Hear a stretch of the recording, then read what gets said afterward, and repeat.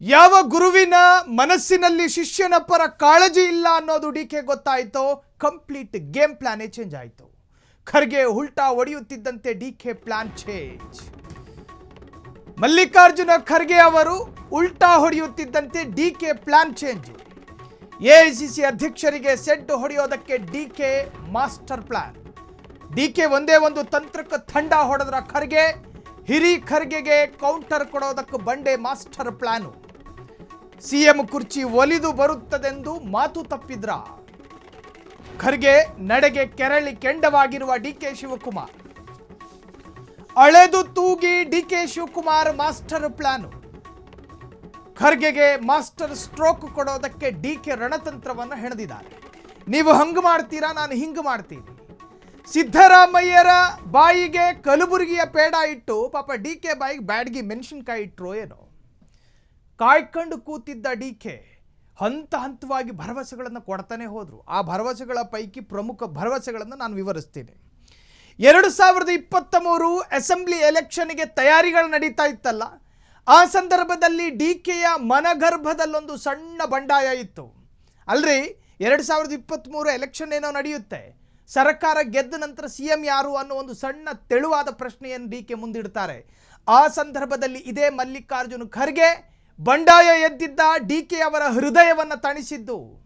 ನಾನಿದೀನಲ್ಲ ನೋಡೋಣ. ಆ ಭರವಸೆಯ ಮಾತಿನಿಂದ ತಣಿದಿದ್ದ ಡಿಕೆಗೆ ಇವತ್ತು ಖರ್ಗೆ ಅವರು ಮಾತು ತಪ್ಪುದ್ರ. ಶಿಷ್ಯನಿಗೆ ಭರವಸೆ ಕೊಟ್ಟಿದ್ದ ಗುರು ಉಲ್ಟಾ ಹೊಡೆದಾಗ ಶಿಷ್ಯ ಏನು ಮಾಡಬೇಕು? ಶಿಷ್ಯ ಯೂ ಟರ್ನ್ ಅಲ್ಲ, ಝೀಬ್ರಾ ಕ್ರಾಸ್ ಹೊಡೆದವರು. ಈಗ ಡಿಕೆ ಪ್ಲಾನ್ ಚೇಂಜ್ ಆಗಿದೆ. ನನ್ನ ಗುರುವೇ ಒಂದು ಹೆಜ್ಜೆ ಮುಂದೋದಾಗ ಅದನ್ನು ಓವರ್ಟೇಕ್ ಮಾಡಬೇಕಾ ಅಥವಾ ಅದಕ್ಕೊಂದು ಬೇರೆ ಚಕ್ರವ್ಯೂಹವನ್ನು ರಚಿಸಬೇಕಾ? ಡಿಕೆ ಎದುರಿರ್ತಕ್ಕಂತಹ ಕಟ್ಟಕಡೆಯ ಆಪ್ಷನ್ ಇದು. ಕಟ್ಟಕಡೆಯ ಆಪ್ಷನು. ಬಾವಿಗೆ ಬಿದ್ದವನಿಗೆ ಒಂದು ಸಣ್ಣ ಹುಲ್ಲು ಕಡ್ಡಿ ಸಿಕ್ಕಿದ್ರೂ ಕೂಡ ಅದು ಆಸರೆ ಆಗುತ್ತಂತೆ. ಹಾಗೆ ಡಿಕೆ ಶಿವಕುಮಾರ್ ಅವರ ಮುಂದಿರ್ತಕ್ಕಂಥ ಕಟ್ಟಕಡೆಯ ಆಪ್ಷನ್ ಇದು. ಏನೂ ಮಾಡಲಾಗದ ಖರ್ಗೆಯನ್ನೇ ನಂಬಿಕೆಟ್ಟ ಬಂಡೆ ಹೊಸ ಆಟ ಪ್ರಾರಂಭ ಅಲ್ಲ ಆರಂಭ. ಖರ್ಗೆಯನ್ನೇ ಕೇರ್ ಮಾಡದೆ ಹೈಕಮಾಂಡ್ ಅಥವಾ ಕೈಕಮಾಂಡ್ ಭೇಟಿಗೆ ಪ್ಲಾನು. ರಾಹುಲ್ ಗಾಂಧಿ ಬಳಿಯೇ ಪೈಸ್ಲಾ ಮಾಡೋದಕ್ಕೆ ನಿರ್ಧಾರ. ಖರ್ಗೆಯನ್ನ ತಪ್ಪಿಸಿ ರಾಹುಲ್ ಗಾಂಧಿ ಭೇಟಿಗೆ ಡಿಕೆ ಪ್ಲಾನು. ಕೆಸಿ ವೇಣುಗೋಪಾಲ್ ಮೂಲಕ ರಾಹುಲ್ ಭೇಟಿಗೆ ನಿರ್ಧಾರ.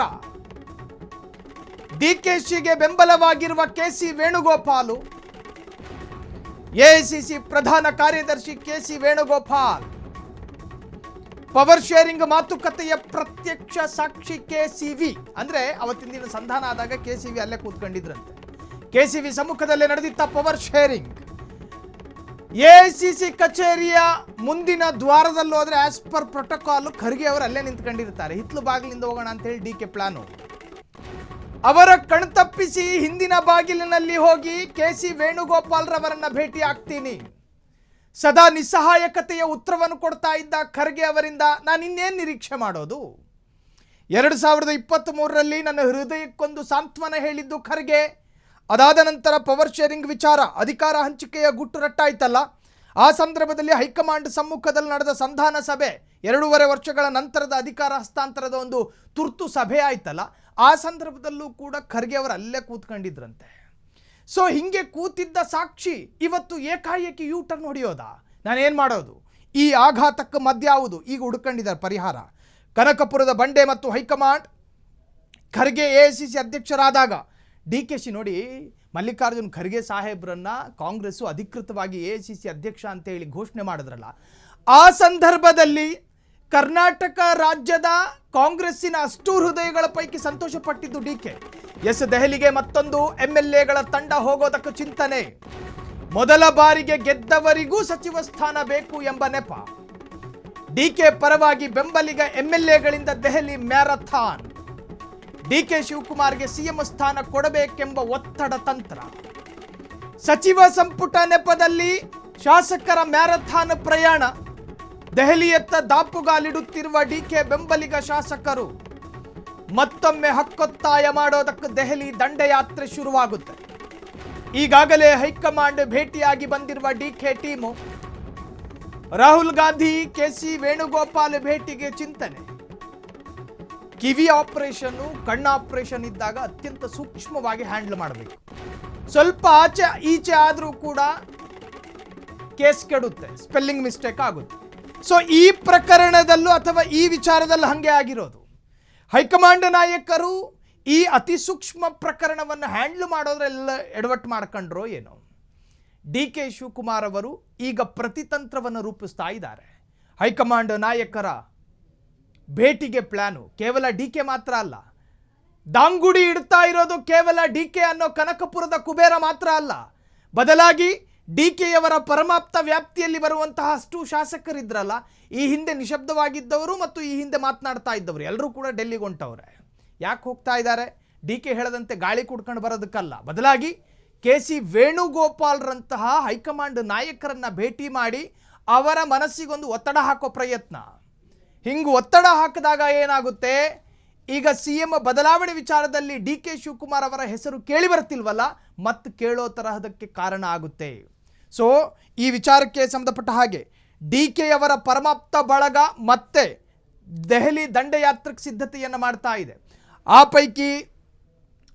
ಪೈಕಿ ಕುಣಗಲ್ ಶಾಸಕರಿದ್ದಾರೆ ಅಂತ ಹೇಳೋದಿಲ್ಲ, ಆ ಪೈಕಿ ರಾಮನಗರದ MLA ಇದ್ದಾರೆ ಅಂತ ಹೇಳೋದಿಲ್ಲ. ಇವರನ್ನೂ ಹೊರತುಪಡಿಸಿ ಇನ್ನೂ ಉಳಿದಂತಹ ಶಾಸಕರು ಕೂಡ ಇದ್ದಾರೆ. ಇನ್ನೂ ಉಳಿದ ಕಾಂಗ್ರೆಸ್ಸಿಗೆ ಸಂಬಂಧವೇ ಇಲ್ಲದ ಶರತ್ ಬಚ್ಚೇಗೌಡರು ಹೋಗ್ತಾರೋ ಏನೋ ಗೊತ್ತಿಲ್ಲ. ಈ ಡೆವಲಪ್ಮೆಂಟ್ ಹಂಗೆ ಕಾಣ್ತಾ ಇದೆ.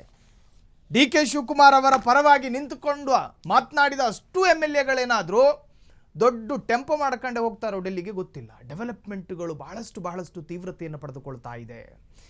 ಯಾವ ಖರ್ಗೆಯವರು ಡಿ ಕೆ ಶಿ ಅವರ ಮನಸ್ಸಿಗೊಂದು ಸಮಾಧಾನ ಹೇಳಿದ್ರು, ಯಾರನ್ನ ನಂಬಿಕೊಂಡು ಕೂತ್ಕೊಂಡಿದ್ರು ಡಿ ಕೆ ಶಿವಕುಮಾರ್, ಯಾರು ಕೈ ಬಿಟ್ಟರು ಮಲ್ಲಿಕಾರ್ಜುನ್ ಖರ್ಗೆ ಅಂತಹ ವ್ಯಕ್ತಿತ್ವ ಕೈ ಬಿಡೋದಿಲ್ಲ ಅಂತೇಳಿ ನಿರೀಕ್ಷೆ ಮಾಡ್ಕೊಂಡು ಕೂತಿದ್ರು, ಆ ಮನೆಯ ಯಜಮಾನನೇ ಕೈ ಬಿಟ್ಟಾಗ ಇನ್ಯಾರನ್ನ ಕೈ ಹಿಡಿಯೋದು?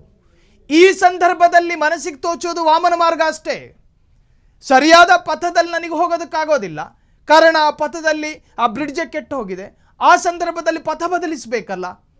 ಪಥ ಬದಲಿಸೋದಕ್ಕೆ ಪ್ರೋಟೋಕಾಲ್ ಅಡ್ಡಿಪಡಿಸಿದ್ರು ಕೂಡ ಪ್ರೋಟೋಕಾಲನ್ನು ಓವರ್ಟೇಕ್ ಮಾಡಬೇಕಾದ ಅನಿವಾರ್ಯತೆ ಡಿ ಕೆ ಶಿವಕುಮಾರಿಗಿದೆ. ಹಾಗಾಗಿಯೇ ನಾವು ಈ ಹಿಂದಿನ ಬ್ರೇಕಿಂಗಲ್ಲಿ ಹೇಳ್ತಾ ಇದ್ದಿದ್ದು ಕೆ ಸಿ ವೇಣುಗೋಪಾಲ್ರ ಭೇಟಿ ಅನಿವಾರ್ಯತೆ. ಕೆ ಸಿ ವೇಣುಗೋಪಾಲ್ರ ಜೊತೆ ಹೋದ್ರೇನೆ ಕೆಲಸ ಆಗೋದು. ಕ್ಷಣ ಕ್ಷಣದ ಸುದ್ದಿಗಳಿಗಾಗಿ ಫ್ರೀಡಂ ಟಿವಿ ಸಬ್ಸ್ಕ್ರೈಬ್ ಮಾಡಿ, ಲೈಕ್ ಮಾಡಿ ಹಾಗೂ ಫಾಲೋ ಮಾಡಿ. ಹೊಸ ಸುದ್ದಿಗಳ ನೋಟಿಫಿಕೇಶನ್ಗಾಗಿ ಬೆಲ್ ಐಕಾನ್ ಮೇಲೆ ಕ್ಲಿಕ್ ಮಾಡಿ.